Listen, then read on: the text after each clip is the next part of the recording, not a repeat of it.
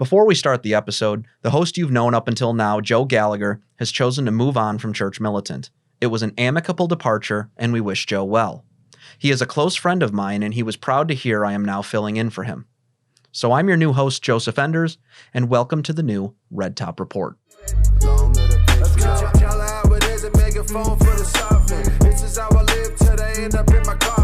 All right, guys, welcome back to Red Top Report. I'm your host, Joe Enders, and as far as I can tell, Ronan has all these videos that he wants me to watch and, do a reaction to and give my opinions on what I think is going on. I'm a little worried because I'm not exactly sure what he chose and what's going to get me in trouble or not.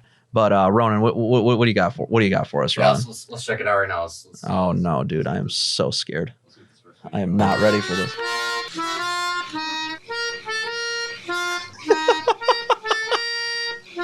Oh, break out the clearance racks. Break out the clearance racks. Nothing. Child pedos get nothing. That's right. You get nothing. Balenciaga putting out all those stupid BDSM bears. Ronan, I'm telling you right now that I hope that they go out of business, and I hope every single one of them gets arrested. In all honesty. So I don't know. What do you think? What do you think of that video? Are you ready for it? Are you ready for the closing sale, the out of business sale? I don't think that was just Black Friday Christmas sales. I think they're actually doing that. Exactly. You know, yeah, they're sold out. This is one of the most expensive fashion companies in the world. And now all of a sudden they're having 50% off sales. I mean, the stores are completely empty. Yeah, no, they are. Yeah. Oh, dude, this is so bad. All right. What else am I going to say? If you mess with our kids, we're not going to buy your stuff and you're going to go out of business. Welcome to reality. Welcome to reality, Balenciaga. Have some fun with that one. All right. What else do we got? All right. From Terrible 808. Terrible. Oh, for real. Okay. Gas was $6.29 per gallon. I filled my tank. Total was $125.98. What the heck is she driving? $125. She probably lives in California. Yeah, she's a dude. That is completely wild. Drove off without paying. Court date is March 22nd.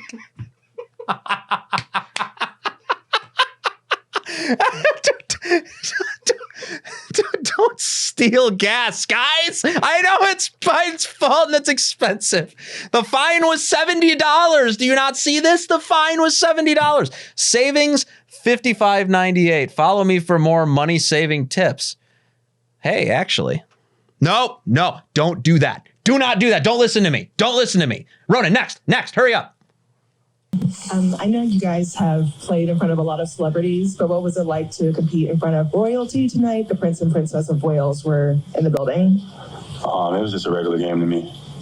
Oh, yo. Did you get a chance to meet with the royal family? And if not, how was it like having them there in the building? Jesus, Mary, and Joseph. Let's go, the Prince and Princess of Wales. Oh, no, I didn't. I'm only familiar with one royal family. I don't know too much about that one. Let's go! Based! Thank you. Based! Now, can we get more of that, please, sports people? We love it. We love it. Christ is king. Christ is the sovereign over all of creation. We are subordinate to him. We're subordinate to his will. There's nothing you can do to stop us. And you better remember that. We're out here 24/7 representing for the Catholic Church, Jesus Christ, the Holy Trinity, the one true church. So if you got a problem with that, people, we're not going to worship your royal families. We're not going to worship your governments. We're not going to worship your Joe Bidens, Dementia Joes, none of those people. What we're going to be focused on here, right now, Jesus Christ, our Savior, our Lord. Ronan? Yeah. Based. No, Based. it is. Absolutely. Yeah. Absolutely. Come on. Let's keep it going, dude. We got some good stuff today. Okay. Oh, no. Wait a minute. First question. Is it coming home? It's coming on. More party. Free Palestine. Okay, let's go. Yo, the look on his face. He's like, no, whoa. Just kind of chill out a little bit. I think you're trying to get me in trouble with that one, Ronan. I'm not going to say anything about that. But that's pretty great. It was really an Israeli reporter. I believe so, yeah. Oh, dude, that is like two groups of people. I mean, my dad actually told me a story one time about this. He was saying that like when he went to New York, I actually lived in New York for 2 years. I didn't see this happen, but he said that what they would do is they would move all the Palestinians right across the street from all the Jews. And then they'd have like nightly screaming matches where they would like go on one side of the curb and the Arabs would go on one side and then the Jews would go on the other. And they'd just be like screaming at each other, them in Hebrew and the other ones in like Arabic or something. Well, I don't know what they speak. The Palestinians speak. I think it's Arabic. Don't quote me on that. I don't know everything, but, and they just scream at each other. And it's just like, you have to wonder about like some of the community organizers. You know what I mean, Ronan? They like purposely they do this in Chicago too with the black gangs and the Hispanic gangs. You have the black gangs on the south, or they have the Hispanic gangs on the southwest side. And then you have the black gangs on the south side. And all they'll do is they'll go at each other and kill each other because they don't really get along. And they keep plopping them right next to each other. And then if they were to go into Section 8 housing to get out of the city, go into the suburbs, which is also harms the suburbs, they'll just move both of them right next to each other again. Like, what do you think you're going to do? Facilitate a hug? You're going to facilitate a hug? No, they're going to shoot each other just like they shot each other back over there. The only difference is there's going to be women and children on the street getting shot at, just like it is in the ghetto.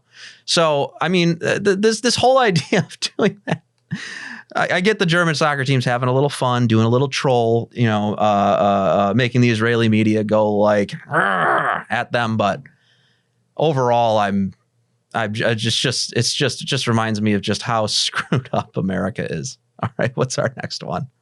Demons, because they have access to our emotions and our imagination that can actually influence people's reactions to the grace. So even if God gives them grace, they can inspire fear, like, oh, well, if you become Catholic, well, then, you're going to lose your friends, or you're not going to be able to get this or that or what have you. So they can use our emotions against us and also our perceptions. And so I tell people, saying a binding prayer or just saying prayers to keep demons out of these people's lives, to block them. So in the binding prayer, I just tell people bind any demon that is keeping them from converting and do it on a regular basis. I have a relative whose husband was he was a man of natural virtue. Everybody in the family really liked this guy, but he was a Protestant. And he just, it seemed like he was stubborn. But in the end, so at one point I just said to my sister, here, say this binding prayer against any demon that's keeping him from coming into the church. She started saying it. Within 10 months, he was in the church, even though she'd been praying for 20 years.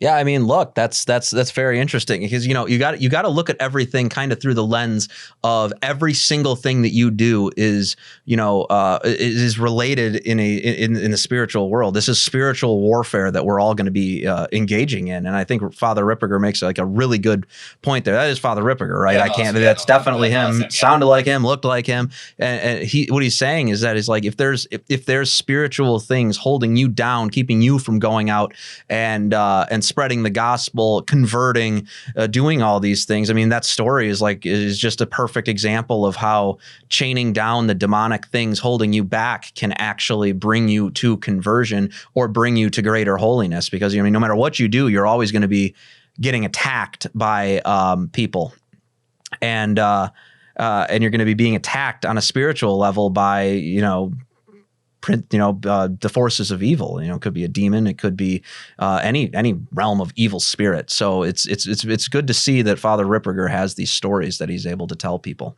I do appreciate that. Yeah, Joe, you're going to want to tell everybody to subscribe to the YouTube channel if they want to get more content like this. Oh, really? Yeah. Oh, well, so we got to do that. Give us your money. No, I'm kidding. No, but if you really want to see more videos like this that are super awesome, super fun, super bass, super red pill, be sure to hit that subscribe button. Go to youtube.com, Red Top Report, give it a search in the search bar, and check us out. We're going to be doing more videos. We'll catch you guys later. We're not actually done. That was just a plug in the middle of the video. Then why the heck did you tell me that we were, Ronan? I'm actually going to murder you. So since I've been talking a little bit more about my pronouns, you know, my past videos, people have been wondering how to use them and how they work. So while I'm drying my beard oil, I'll go ahead and tell you. Beard oil? I've done this before, but it's been like a good few months, so yeah. My pronouns are they, vir, viz. They, vir, viz. That is the same order as he, him, his, she, her, hers, and they, them, theirs. So in any sentence where you would use that pronoun, you just replace it with whatever neopronoun of mine is equivalent. So there V is. There he is. I'm going to go talk to Veer. I'm going to go talk to him. Look at Viz's new bag. Look at his new bag. You getting it? I literally just found them on the internet over a year ago, and they just stuck with me. Is it just like I like the way it sounds? So that's where we're going. Afterwards, she just said like, I just found these on the internet. Yeah, like is it just like a Google what? search? I mean, there's plenty of titles that I would love people to call me as like a pronoun. You know, your excellency, your eminence. You know what I mean? That's Well, like yeah, if you're a bishop, but well, if you are a bishop, of course. But even those are nice titles. Would you not want to be called that too? I mean, that's pretty regal, right? You know, your majesty, obviously. If you want to be considered royalty, your lordship. I mean, I can think of plenty of good things there. I know that's like an old played out joke on the internet and stuff, but it just goes back to this whole thing. It's just like, so now we've transcended beyond you're suffering from some sort of like identity crisis, and you don't really, you're using these words to try to define what you are. Now we've graduated to, I just found them on Google. I like the way they sound. So now you have to bend the English language to do what I want you to do. And yeah, I'm going to go ahead and say, nope, I ain't doing it. Not happening. I'm going to call you she, even though apparently she uses beard oil. I think that's what I heard in the video. Did she say she used beard oil? I mean, dude, she's got less facial hair than a newborn infant. So, I mean, I don't think that's going to go too well for her. So that would be my recommendation for her is I don't care what she wants to be called. I'm not going to call her it. And then on the second note, probably stop using beard oil because ain't nothing growing on your face, hon. For Christine Gauthier, the fight to get a wheelchair lift in her home has been an uphill battle. I have to crawl down the stairs. Oh no! On my butt with the wheelchair in front of me to be able to access my house. While pleading her case to a Veterans Affairs case manager over the phone in 2019, she was told something that would leave her feeling shocked. If things are so hard at this point and you just can't keep going on, and you know we can assist you with aid to die. And she's not the only one. Oh my gosh. Yeah, that's not funny. That's absolutely awful. This just kind of shows how like merciless these people are, how much they actually do hate the idea of human life. They just really do want to terminate it as quickly as they possibly can, starting in the womb. And if they can't get them in adulthood, they'll try to get them near the end with euthanasia. I mean, that seems to be what it is. Seems to be what they're trying to do in Canada right now. And that really bugs me. I mean, I don't know if anybody's aware of this, but the church is consistently, condemned and taught against all these things because there's grace that can be brought about when somebody goes through suffering, and depriving somebody of that suffering, through euthanasia, through any of these other means can actually lead somebody away from the penitential suffering and the accumulation of grace at the end of their lives. I mean, that's why, a lot of times when we pray in Catholic prayer circles, we say the prayer for final perseverance, because the whole point is that you need to undergo death. You need to take in your suffering. You need to offer that suffering to Christ to have that grace bestowed upon you. So, I mean, man, that's really bad news from Canada. I was just like, that always just disgusted me. It's just like somebody's suffering, so you want to just kill them. I just, we're not dogs. We're people. You know, that's just bothers me just quite a bit. All right, what else do we got? Well, on this somber note, we're gonna end the show. So. Oh my gosh, you kidding me right now? You're gonna make me end sad? I'm gonna make. Well, I mean, yeah. Dude, that is not cool. Hello, darkness, my old friend. All right, guys. Well, that wraps up this Red Top Report. And give us a subscribe. Hit that subscribe button at the bottom of this video. Subscribe to Red Top Report. You tell your friends about it. Send those YouTube links. Let everybody know this is the place where it's at to get your based, your red-pilled Catholic content from the head of the base department himself, Joseph Enders. Thanks for joining in, guys, and have a great rest of your day.